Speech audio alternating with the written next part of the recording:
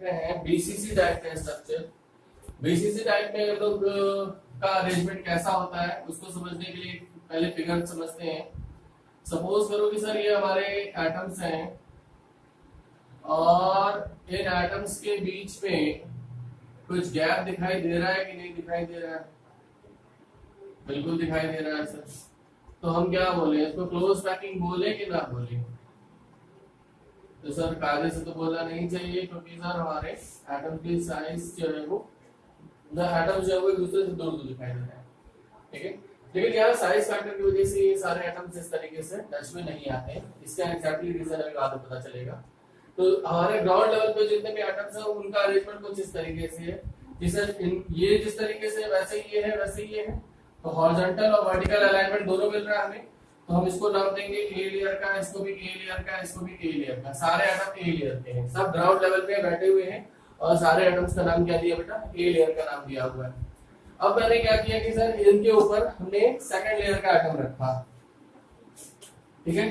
Second layer का atom अब एक एटम के ऊपर रखो तो गिर जाएगा सर। तो हमने चार एटम का सहारा लेकर के इनके ऊपर सेकंड लेयर का एटम रखा, तो वो कुछ इस तरीके से आएगा, वो कुछ इस तरीके से आएगा, वो कुछ इस तरीके से आएगा, वो कुछ इस तरीके से आया, वो कुछ इस तरीके से आया। अब यहाँ पे कायदे से मैं छोड़ दूं क्योंकि मुझे ज्यादा बनाने की जरूरत नहीं है। तो ये आपको दिख रहा है कि सर ए वाला नीचे है क्योंकि यहाँ पे, और बी वाला एक एटम मिसिंग है यानी बी ऊपर है। लेकिन अगर मैं उसको बना दूंगा तो आप फिर मैं कहूंगा कि बी नीचे, ये वाला एटम जो है वो नीचे है, ये वाला ऊपर है, तो आपको वैसा विजुअलाइजेशन होगा। हम कहें कि सर ये नीचे है ये ऊपर है, तो वैसा विजुअलाइजेशन होगा। तो मैंने यहाँ पे एक एटम नहीं बना रहे हैं, एक एटम और बना सकते थे इसी तरीके का, उसको नहीं बना रहे, जिससे आपको ये पता चले कि सर ए नीचे है उसके ऊपर आपने नेक्स्ट लेयर का एटम बनाया। अच्छा, इसकी पोजीशन पहले वाले से डिफरेंट है या सेम है? डिफरेंट है, तो इसको हमने नाम दिया क्या? बी लेयर का नाम दिया। इसको हमने नाम दिया बेटा बी लेयर के। तो बी लेयर के कितने एटम आपको दिखाई दे रहे हैं? बी लेयर के 5 एटम दिखाई दे रहे हैं, ठीक है। अच्छा, इन सब स्ट्रक्चर्स को बच्चे बनाने चलते हैं ना, तो बच्चे क्या करते हैं, ढेर सारे एटम बना देते हैं। जरूरत नहीं है, जितने की जरूरत जितना काउंट करके बना दो। 4 एटम हमने ऐसे बनाए, 3 ऐसे बनाए, ठीक। ये ए लेयर के हो गए, बी लेयर के हमने इतने एटम लगाए, ठीक। अब उसके बाद अगर हम डिफरेंट कलर से लेते हैं और थर्ड लेयर का एटम रखते हैं, डी के 4, जैसे डी को रखा तो 4 ए का सहारा लेकर के, ये सारे ए थे, ये सारे क्या है? ए लेयर के एटम है, और इन 4 ए लेयर के एटम का सहारा लेके उसके ऊपर एक एटम बी लेयर का रखा गया। अब हमने बी के 4 एटम का सहारा ले तो उसके ऊपर एक नेक्स्ट लेयर के एटम को रखेंगे। तो नेक्स्ट लेयर के एटम को मैंने रेड कलर से मैं शो कर रहा हूं, कुछ ऐसे रखा। फिलहाल अभी हम एक ही एटम रख पाएंगे, लेकिन अगर सर यहाँ पे भी बी लेयर का एटम बनाते तो एक एटम यहाँ पे रख के दिखाते इन चारों के ऊपर, बोलो उसकी जरूरत नहीं है। फिलहाल ये जो हमारा नेक्स्ट लेयर का एटम है इसको हमने नाम दिया क्या? बताओ, वो ए के ऊपर जा रहा है कि नहीं जा रहा? वो एग्जैक्टली ए के ऊपर जा रहा है, तो इसको फिर से नाम क्या पड़ेगा? ए लेयर ही पड़ेगा। अभी बात समझ में नहीं आ रही सर? आ रही है सर? ए के ऊपर बी है, ये तो क्लियर है।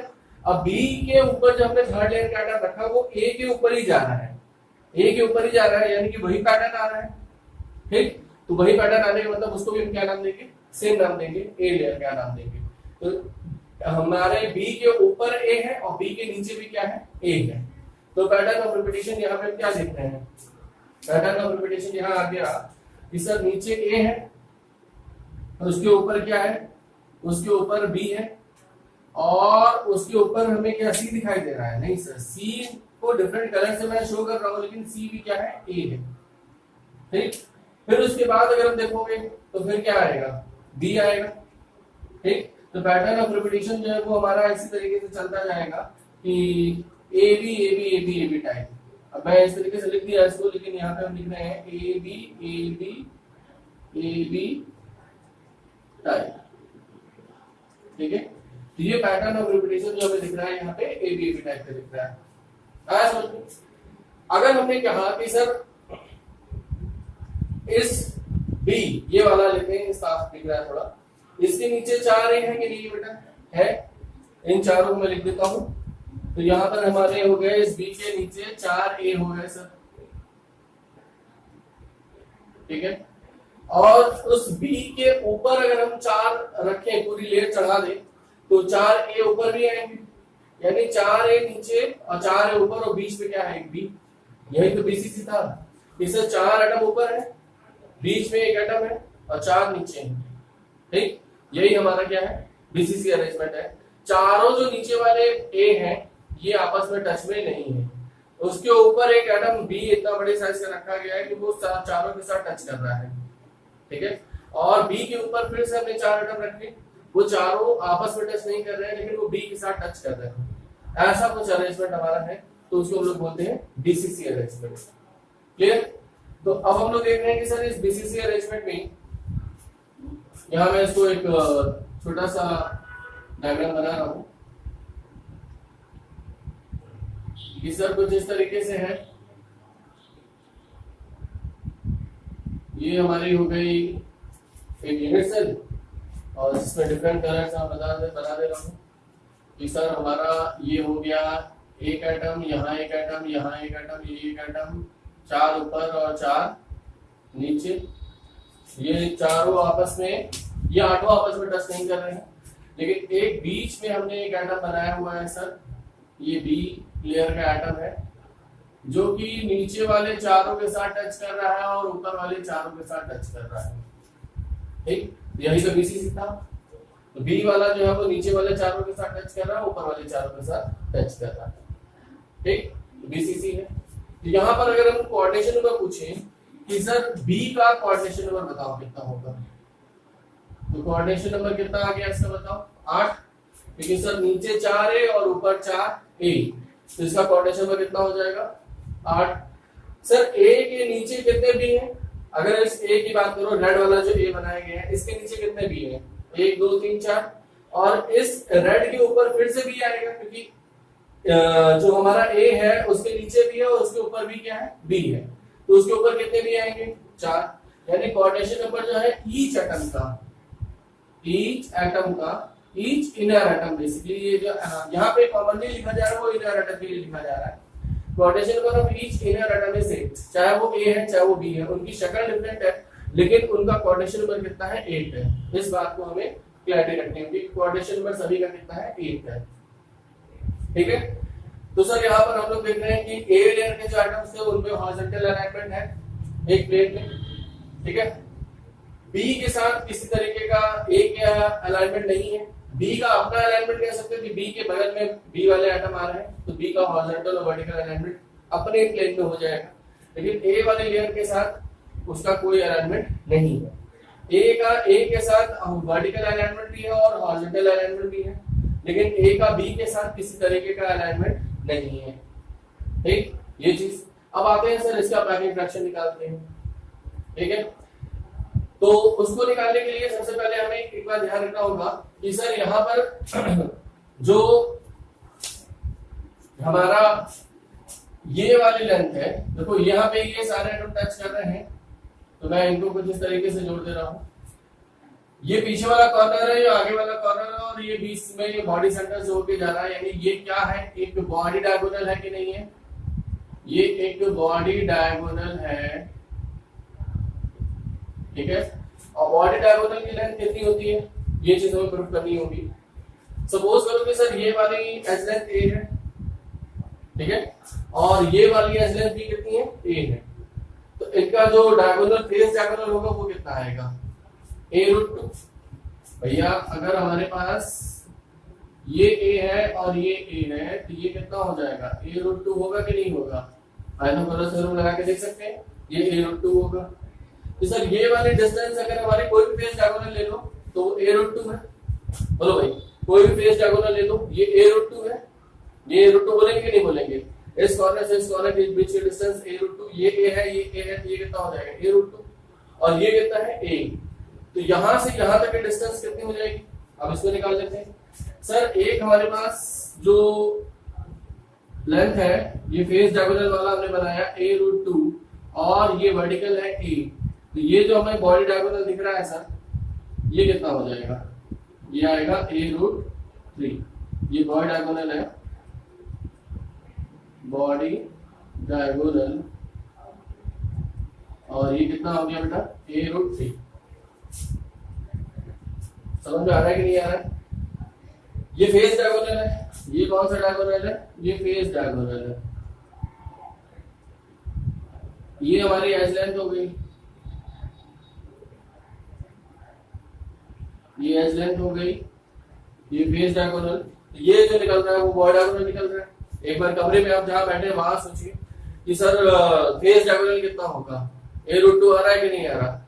ये वाला a हो गया, ये वाला a हो गया, तो इनके बीच में ये a√2 हुआ कि नहीं हुआ? a√2 ये हो गया। अब ये कितना है? a है, तो एक हमने a√2 हॉरिजॉन्टल ग्राउंड में बना दिया, और ये कितना हो गया? a। यहां से यहां तक की डिस्टेंस जो है, ये डिस्टेंस ये बनाई गई है जिसको बॉय डायगोनल कहा जा रहा है, तो ये कितना आएगा? a√3। ठीक, सॉल्व करके देख सकते हैं। ABC मान लेते हैं, ABC, तो AC बराबर क्या हो जाएगा? AB का स्क्वायर प्लस BC का स्क्वायर, तो ये कितना हो गया भाई? A स्क्वायर 2A स्क्वायर, और ये कितना है? A स्क्वायर, तो ये कितना हो गया? 3A square. AC बराबर 3A स्क्वायर, तो AC स्क्वायर बराबर 3A स्क्वायर, तो AC बराबर क्या हो जाएगा? a√3 हो जाएगा भाई। तो ये हमारी आ गई a√3। तो एज लेंथ आ गई सर। अब इस एज लेंथ पे अगर हम देखें तो कितने रेडियस आ रहे हैं, कितने एटम्स आ रहे हैं टच में, ये चीज देखना है। तो सर हमने देखा कि सर बीच वाला जो एटम है B, वो चारों A के साथ अटैच है, ऊपर वाले भी चारों A के साथ अटैच है। तो B वाले का पूरा पूरा क्या आ रहा है? अगर हम इस लेंथ की बात करें कि इस कॉर्नर से उस कॉर्नर की लेंथ की बात करें, क्योंकि ये वाली लेंथ ही ऐसे जिसमें सारे एटम टच में हैं। बीच में जो B है वो इस कॉर्नर के साथ टच में है और इस कॉर्नर के साथ टच में है। हम लोग यहाँ पर a बराबर 2r नहीं कर सकते कि सर ये a है और ये a बराबर 2r है, ये r है, ठीक है, लेकिन बीच में जो गैप है उसका हमें पता नहीं है। तो यहाँ पर हम a बराबर 2r नहीं कर सकते। हमें ये वाली लेंथ दिख रही है सर जिसमें सारे एटम क्या है? टच में है। इसको मैं थोड़ा सा और बड़ा बना करके ये चीज आपको महसूस करा सकता हूँ। इसको मैं अभी बड़ा कर सकता हूँ, मैं बड़ा कर दे रहा हूँ इसको कि सर ये जो है कुछ इस तरीके से है। बोलो भाई, तो बी वाला जो एटम है वो बी वाला एटम ने क्या किया? इस वाले एटम को भी टच कर रहा है और इस वाले एटम को भी टच कर रहा है।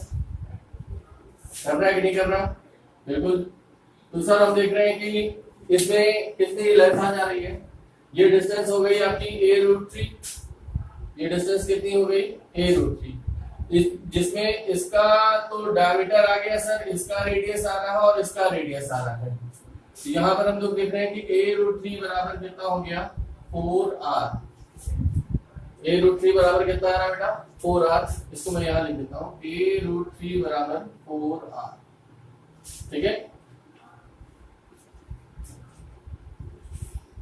यहाँ तो कोई दिक्कत, a√3 बराबर 4r, क्योंकि अगर देखो बीच वाला जो है पूरा उसका डायमीटर आ गया, तो डायमीटर हो गया तो उसको 2r मान सकते हैं। सर इधर वाले एटम के साथ वो टच कर रहा है जिसमें उसका रेडियस आ रहा है, इधर वाले एटम के साथ टच कर रहा है जिसमें उसका रेडियस आ रहा है, तो उसका रेडियस r, उसका रेडियस r, उसका रेडियस 2r।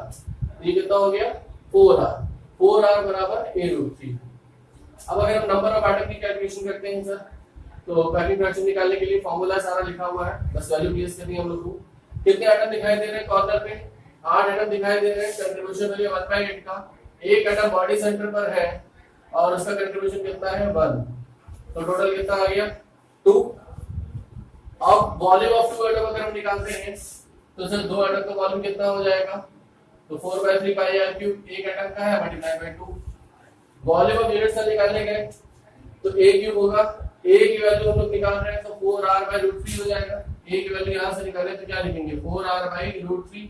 अब इसका क्यूब कर देंगे तो 4r/√3 का होल क्यूब। सर दोनों चीज आ गई, वॉल्यूम ऑफ एटम आ गया और वॉल्यूम ऑफ यूनिट सेल आ गया, तो पैकिंग फ्रैक्शन आ जाएगा। चलो सॉल्व करते हैं। तो ऊपर हो गया 4πr³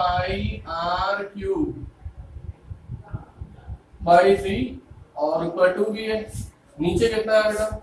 इसको हम अलग अलग लिख के सॉल्व करते हैं। 4 का क्यूब है सर, 4 3 बार लिख दिया, r³ कर लिया, और ये √3 ऊपर गया तो क्या लिखेंगे? 3√3 लिख सकते हैं कि नहीं लिख सकते? √3 का क्यूब, ये तो क्या हो जाएगा? 3√3।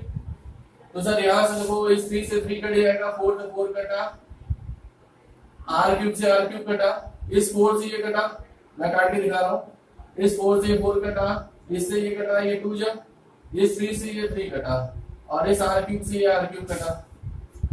तो क्या क्या बचा सर? ऊपर बचा π√3 बचा, और नीचे क्या बचा? 4 2 8, तो π√3/8। ये याद रखना है यहाँ पे। तो इसका जो पैकिंग फ्रैक्शन निकालते हैं पाई के टर्म में, वो कितना आता है? π√3/8 आता है। ठीक, इसको सॉल्व करने में वैल्यू कितनी आती है? ये आती है 0.68 के लगभग, यानी कि परसेंटेज हम कह सकते हैं 68%, और वर्ड फ्रैक्शन कितना हो जाएगा? तो वो हो जाएगा 32%। आया समझ में? तो यहाँ पर हम देख रहे हैं कि सर ये वाले जो पैकिंग फ्रैक्शन आ रही है वो सिंपल क्यूबिक से तो ज्यादा आ रही है, तो बेटर है उससे कुछ। ठीक है, क्लियर है ये चीज? क्योंकि हम लोग पैकिंग फ्रैक्शन ही रिजल्ट बता रहा हूँ कि कौन सी बेटर है। वहां पे आ रहा था कितना? 52, यहाँ आ रहा है 68, तो ये बेटर, इन दोनों बेटर कौन है? ये बेटर है। हो जाएगा बेटा? कोई भी दिक्कत होती है तो वापस आप इसको रिवाइंड करके देखिए दोबारा। फिर इस फिगर में अगर आपको प्रॉब्लम हो रही है, जैसे कि सर ये a√3 बराबर 4r कैसे आ रहा है, ये नहीं समझ में आ रहा है, तो इन r को मैं अंदर ही लिख के दिखा दे रहा हूँ एक बार। ठीक है, जैसे इसको मैं फिर से बना दे रहा हूँ यहाँ पे, थोड़े से बड़े साइज का आइटम ले लेंगे तो फिर ये समझ में आ जाएगा।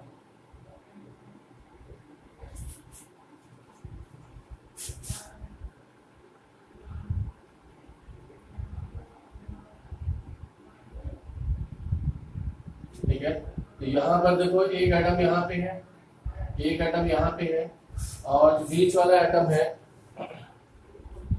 वो ये है, बीच वाला आइटम ये है। ठीक है, तो इसका रेडियस r, इसका रेडियस r, इसका रेडियस r, और इसका रेडियस r। ये वाली जो लेंथ है, ये वाली लेंथ जो है वो टोटल कितनी है? a√3। ये वाली लेंथ जो है वो कितनी है बेटा? ये वाली जो लेंथ है ये a√3 है, और a√3 बराबर 4 रेडियस आ रहा है तो 4 आ रहा है। इन तीनों को अगर बाहर निकाल के दिखा सकते हैं कि सर एक आइटम ये हो गया, एक आइटम ये हो गया, एक आइटम ये हो गया। इसके सेंटर से इसके सेंटर के बीच की डिस्टेंस निकालनी है। ये डिस्टेंस हमारी a√3 है, और इसमें एक रेडियस इसका पूरा डायमीटर और इसका रेडियस। चलो भाई, समझ में आया? ये वाला जो है इतना पोर्शन आपको बाहर निकाल के दिखाया गया। ठीक है, तो ये 4r है, 4r। यहाँ पर ये मान के चलते हैं कि सर a और b दोनों का रेडियस सेम है। ठीक है, उससे ही ये कैलकुलेशन की जाती है, लेकिन एक्चुअली हमारे a और r के रेडियस में डिफरेंस एक्चुअल प्रैक्टिस में आता है। लेकिन यहाँ पर जो हम लोग पैकिंग फ्रैक्शन जो आपके एनसीईआरटी में और जितनी जगह पे लिख के दिखाया जाता है, उसमें a और b जो है यहाँ पे जो अलग अलग एटम है उनका रेडियस सेम मान के ही कैलकुलेशन की जाती है। ठीक है, नोट करें जल्दी।